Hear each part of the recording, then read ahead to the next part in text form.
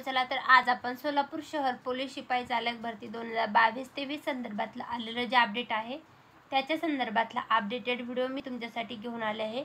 चालक पोलीस शिपाई भरती 2022-23 साठी 34 उमेदवारांना कागदपत्र पडताळणी कामी 22 जुलै 2024 रोजी सकाळी 10 वाजता पोलीस आयुक्त कार्यालय सोलापूर शहर कार्यालयात हजर राहण्याबाबत कळवण्यात आले आहे।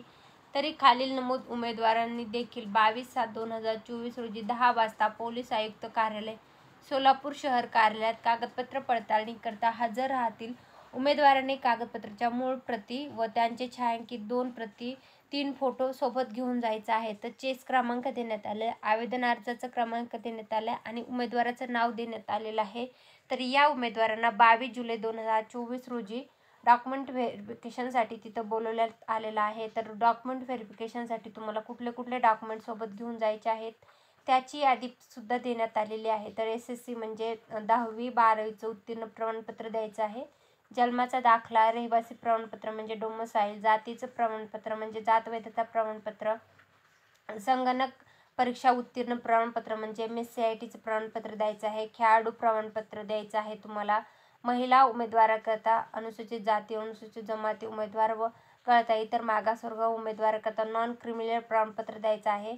माजी सैनिकासाठी डिस्चार्ज प्रमाणपत्र द्यायचं आहे।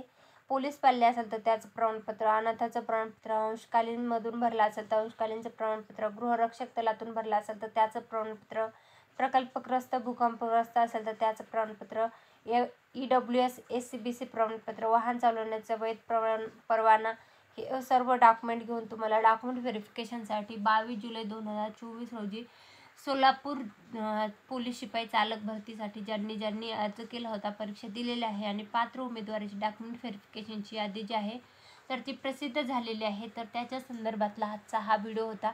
तर हा व्हिडिओ तुम्हाला कसा वाटला ते कमेंटमध्ये सांगायचं। व्हिडिओ आवडला असेल तर लाईक करायचं व माहितीपूर्ण व्हिडिओ पाहण्यासाठी चॅनलला पण सबस्क्राईब करायचं आहे। धन्यवाद।